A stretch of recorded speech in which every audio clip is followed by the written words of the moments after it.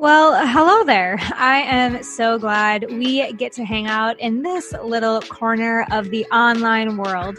I'm Hanna Hermanson, certified coach, international speaker, author, and founder of Dream Life is Real Life.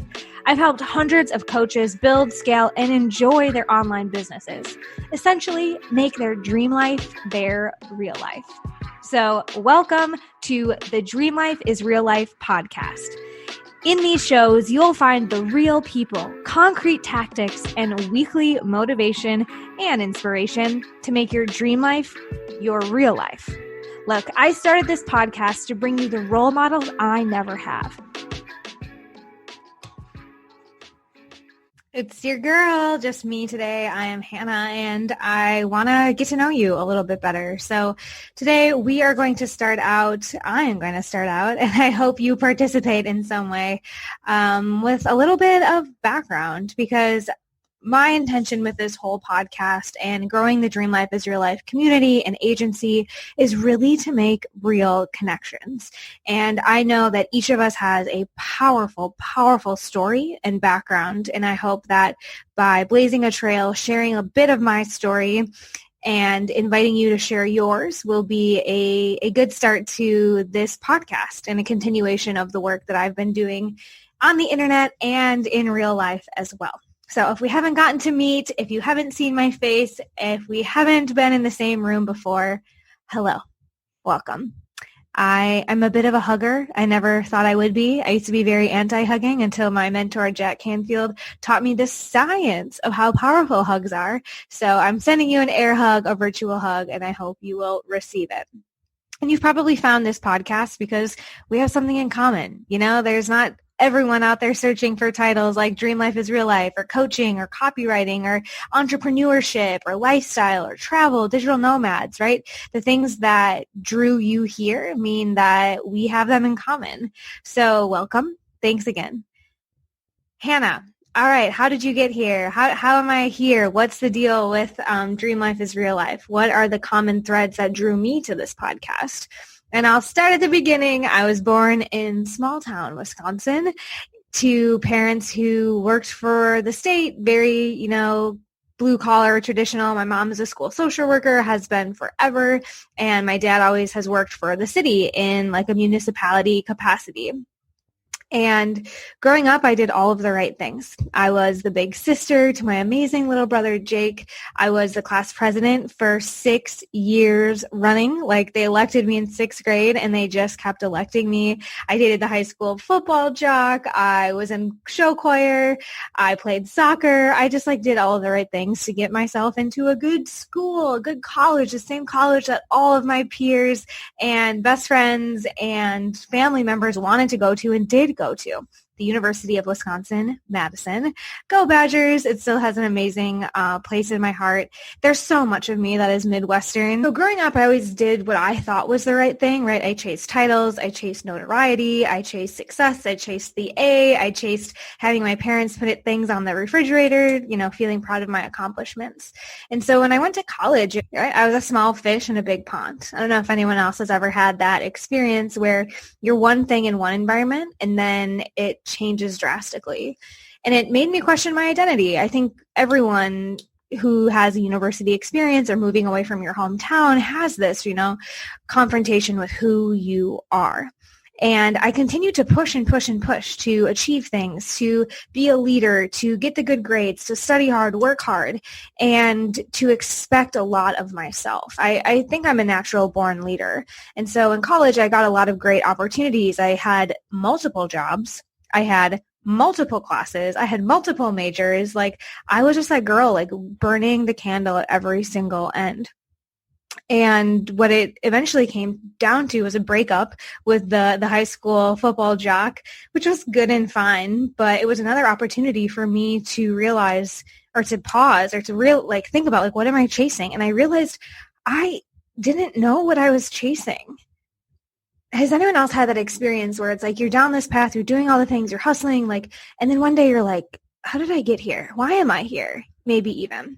So I knew I needed an outlet. And as a 19, 20-year-old college student who had never exercised before, For some reason, after my friend took me to Zumba one time, I just started getting really into that scene, the gym scene, for the first time ever. And I got results, and I loved the results. And I kept going to the gym more. And then I started running half marathons. So fun. I love race day. And then if I'm going to do half marathons, I'll have to be really good at fueling my body. And then nutrition became a thing. And within a few months, I had lost a bunch of weight, and I was completely obsessed and engrossed in over-exercising and under-eating. Controlling everything felt amazing, right? I was single, I was independent, and I could control everything I did, every step I took, and everything I put in my mouth. And I thought I was the shit, the best, right? That I was better than everyone. And I continued on that path, to be honest, of, an eating disorder. And I didn't want to label myself as that. I thought I was just healthy. I thought it was just a new interest, but it came in some pushes to go to therapy just to see, what they said, that I started to realize that I was obsessed. It was all consuming. I was addicted to health and fitness in this really unhealthy way. And so I continued with therapy all through college and even afterwards. And I didn't really know if I was working, to be honest. I still thought I knew everything and was better than everyone. But I had a conversation with my therapist. Her name is Wendy. And I was getting really frustrated with the whole process of talking out my stuff and feeling like nobody gets me. It was like in every aspect of my life, I was this unique specimen. I felt like I had this thing inside of me, and I was taking it out like on the treadmill, or I was taking it out in the gym, or I was like channeling it into this like weight loss and running goal. But I knew there was just something bigger in me, and I couldn't explain it to anyone. No one understood exercise where I was, the kind of exercise I wanted to do in my upbringing. No one was into that besides me. But no one also saw the world the way that I did, that there was so much opportunity, and we could be way more than what we were taught in Sunday school. We could be way more. I just had this sleeping giant inside of me, and it was eating me from the inside out, literally. And so Wendy is talking to me about just accept yourself, Hannah, you've come so far, you have all these great things, blah, blah. And it's like, Wendy, I don't think anyone understands me. I've tried to communicate this to you. I've tried to communicate this to many people, but nobody gets me. And everyone's trying to hold me back from my greatness, it feels like. This is my passion. This is what I want to pursue. And I know that I can do it. I can do remarkable things.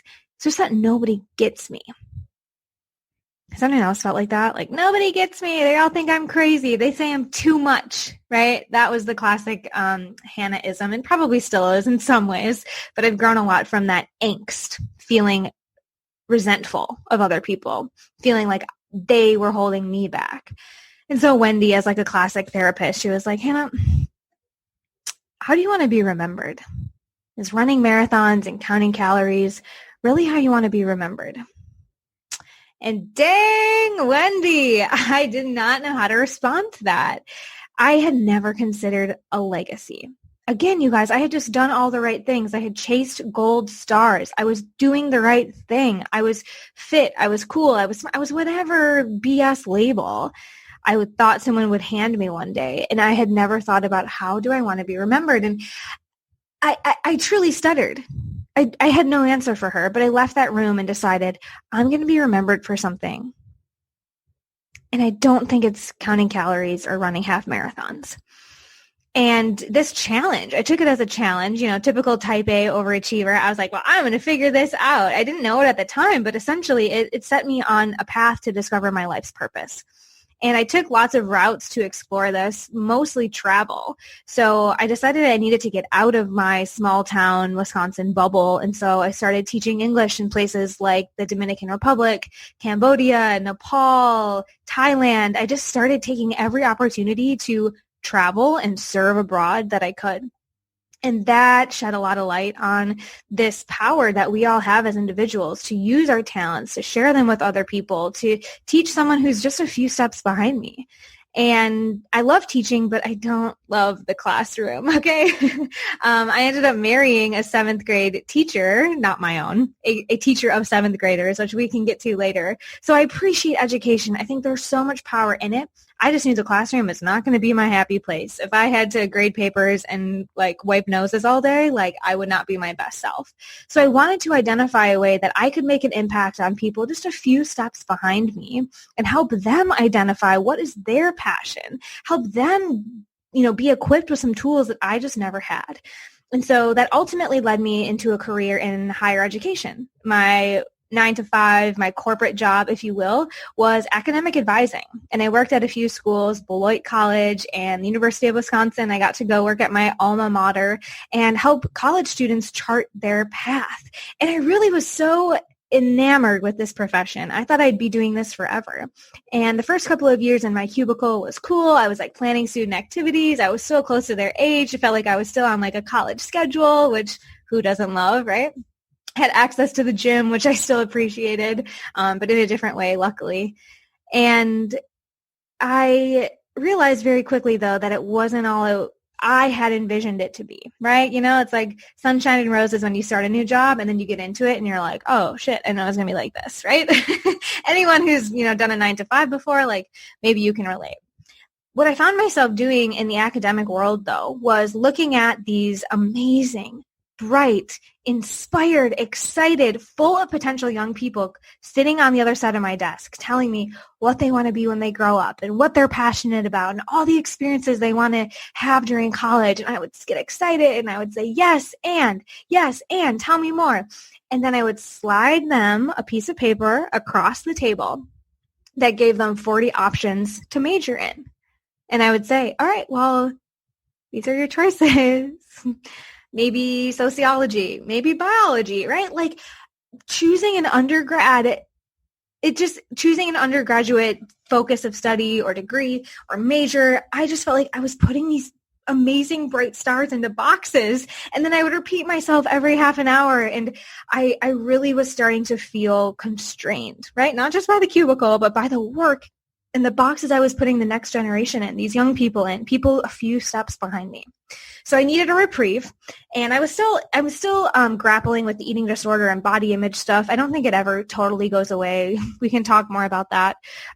But something that it led me to is yoga. And I got really into the yoga community in Madison, Wisconsin, and I even got my yoga teacher certification. And that was a huge shift for me because I was surrounded by out-of-the-box people. I was surrounded by yogis, entrepreneurs, people who are building their own yoga business, contracting their time in different ways than just, working 9 to 5, paying to their retirement, paying off their Toyota Corolla, like I was.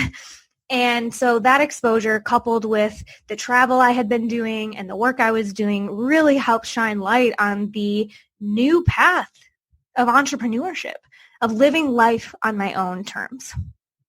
So let's fast forward to the day I decided to just quit my job. I literally marched into my boss's office in the University of Wisconsin, and I said, there's a once-in-a-life opportunity that I have to pursue yoga right here, right now, and I have to take it. So I'll be done in 2 weeks. And I was walking on sunshine. I pranced out of that office. I called my grandparents. I called my parents. All this stuff was happening. And everyone was heartbroken, just devastated that I would throw away what I had, right? The salary, comfortable, quote unquote, comfortable role. And I realized that it wasn't going to be all sunshine and roses and deep breaths in the yoga community. So I did pursue yoga. I worked with some startups that were teaching school teachers how to bring yoga and mindfulness into their classroom. And that, again, opened new doors. It brought me to California for the first time. I supplemented some of that with network marketing because as I grew my network, I just started to get exposed to all these opportunities to live life on my own terms outside of the cubicle. So I went down the yoga teaching path. I went down the startup path in the yoga space, and I went down network marketing. And I appreciate every freaking experience, every role, every conversation, every bad sales presentation, every bad yoga class, everything I've had to quit, every difficult conversation I've had to have because it's brought me here today. And I wrote in a book with Jack Canfield that's coming out in 2021 about starting to really dive into what is possible for myself, okay? It was the open door of quitting that job that allowed me to start seeing what was possible. And that you can make money in a lot of ways, right? I think that's the thing that holds so many people back, is that there's this comfortable money that's coming in all of the time, and you think there aren't enough jobs, or you don't know what industry you would go into. But like, honey, I opened the gym. I was an assistant for another blogger. I did sales calls for another coach. Like, I took any opportunity I could that would allow me to live life on my own terms and continue to pursue this passion. So over the last 4 years, I've been my own entrepreneur. I've shifted business models a lot over the years, or, specifically what I offer in my coaching, from helping other women with eating disorders and integrating yoga and mindfulness into my coaching, life coaching essentially, and monetizing that and figuring that out, and then wanting to get out of that space. It wasn't totally healthy for me to be talking about food and exercise all of the time, to then help other yogis build their business, to then help other coaches build their marketing business. Because you guys, just like I realized in college when I was teaching English in Cambodia and other countries, is that if you can just teach someone who's a few steps behind you, you're a leader. You're an impact maker. And you can do that on your own terms. You know that if you're listening to this, right? And from your laptop, nonetheless, right? So here we are today. It's 2020. We're relaunching the Dream Life is Real Life podcast. Dream Life is Real Life is the name of the game because I exclaim it all of the time. When I was on my journey to developing life on my own terms, I would find myself in these situations, like on the beach in California for a yoga retreat, meeting these amazing people, one of which became my husband, and exclaiming things like, is this real life? Dream life is real life. If you can dream it, you can do it. And every single person on this earth has a unique dream. None of us have the exact same dream. The nuances and the energies and the type of dog on your vision board and the way you go about it is unique. And that's why I know each of us has that dream life inside of us, and it's waiting for us. It exists. It is real. And so I want to continue turning around, teaching, and giving you all the tools that I have. I've worked with people like Jack Canfield intimately to develop success principles. I've worked with some of the top coaches in the coaching space. I've ghostwrited for some of the most, successful marketing writers out there. And I want to continue to lift the curtain, show you behind dream lives, because it's not far away. It's not hard. It's not going to take you 50 years to get there, because if we can continue lifting the curtain on role models who might have something similar, who might have learned lessons you need to learn, then you can speed up the process. Guys, I stumbled into role models when I started going to yoga classes. I didn't have people showing me the way. No one thought outside of the cubicle box around me. And if you found this podcast, you're at least accessing role models. You're at least accessing a world that's beyond what you were taught in Sunday school, like I held on to for 20-something years. So here on the show, I'm going to be sharing more of my story, as if you didn't get enough just now. I'm going to be raising the voices of other people who are chasing their dreams, making their dream life their real life, becoming entrepreneurs and living life on their own terms, because everyone can do this. I am not special. My guests are not special. We've just interacted with the right experiences, made some leaps of faith, made decisions that have gotten us closer to a life of freedom, a life of impact, a life of abundance, making money, people. That's part of it. And that's why I'm so passionate about helping other people share their passions, share their skills, and get paid well to do it. The only thing holding you back is you. And if I can show you a better path through yourself, then we all create more abundance. Here's the deal. If I was just worried about me making my dream life my real life, I would be bored out of my mind. I live, work, eat, sleep, breathe the idea that the more people that you help get what they want, the more you're going to get what you want. We are in a community. We are not individuals. We are interdependent. And the more we can raise each other up, the more abundance we bring for everyone. And if we can get folks out of their square, out of their narrow-mindedness, and just start to see a different way, just start to play with ideas that they hadn't encountered before, just start to see, hey, maybe that's something I could try. If she did it, I can do it. then we raise the vibration of the whole world. Guys, this is not woo-woo. This is scientific, and this is why I do this work. Because when each of us are in our passion, when each of us are paid well, when each of us are thinking about how we can help each other out, and we're sharing our messages with intention, the world is such a better place. I truly believe there is enough bakers in the world. There is enough marketers in the world. There's enough treadmills in the world. Everything is by design. But it's when we step out of our designed path and we start to stick to the what I should be doing path, or what everyone else thinks I should be doing, or this achievement with no intention path, that's when we mess stuff up. That's why there's not harmony in the world. That's why there's so much unrest. That's why you can't sleep through the night, because you're not on the right path. So let's find it. Let's get you on it. Let's get you tapped into your abundance and making your dream life your real life. Not going to do it all in this episode. So I hope that you will continue to subscribe to the show, to stick around, to find me on the interwebs. I am a real person and truly committed to making real connections here. You can find me on Instagram at Hanna Hermanson _. There's only 2 H's in that whole thing. I'm Hanna, always forward, no H at the end. You can join my Facebook group.